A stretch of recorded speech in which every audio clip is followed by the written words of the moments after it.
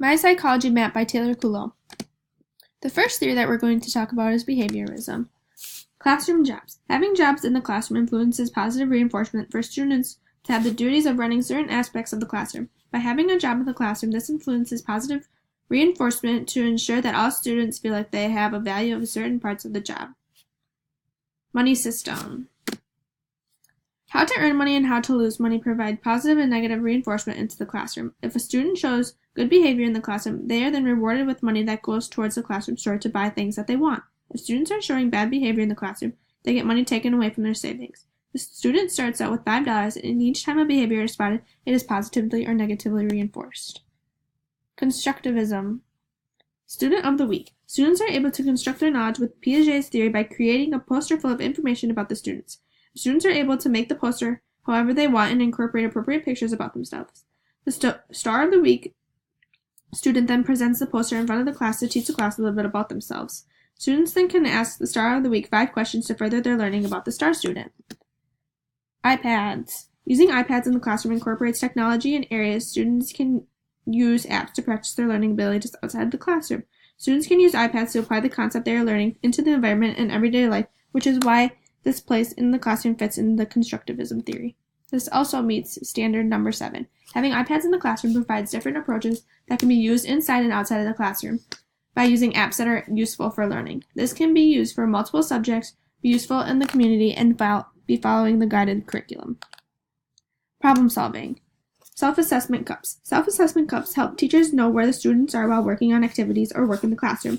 Using these cups notify how students are doing while working in groups or individually. When the cup is either red or yellow, the teacher can monitor and help the student who is having trouble. By finding out what is going on inside of the learner, we as teachers can influence or guide students to achieve using the self-assessment cups as problem-solving skills.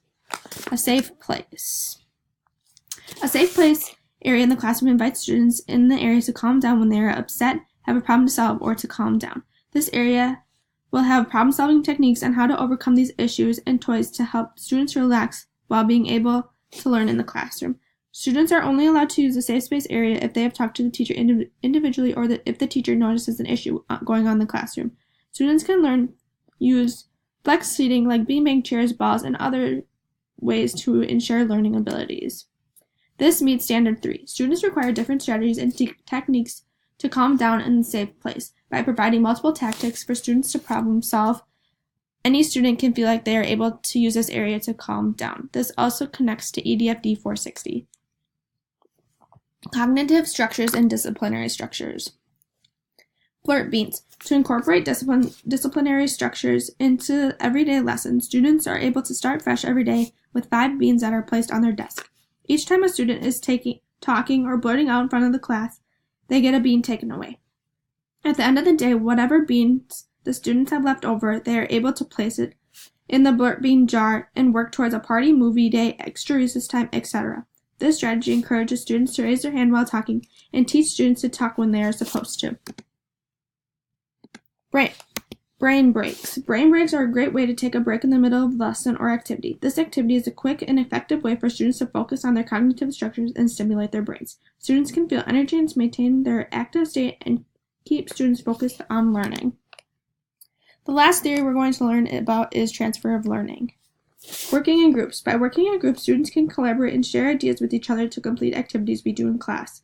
This encourages students to feel comfortable with sharing their ideas and having a sense of understanding the content that is being taught by working as a group. This meets standard number 5. Working in groups provides a learning environment that encourages positive interaction with peers and allows students to collaborate with one another, ensuring the understanding of the lesson that is being taught. Library. Having a library provides transfer of learning in the classroom because it encourages students to demonstrate what they are learning throughout their reading and writing lessons by reading books that correlate with what they are learning. Bravo boards and projects. This area in the classroom allows students to show off their good work or projects that they have done inside and outside of school. For example, if a student did well on a diorama project that was worked outside of school, they are able to display it by the Bravo board. Project-based learning lets students apply their own skills and concepts that they have learned inside of the classroom into real-world situations.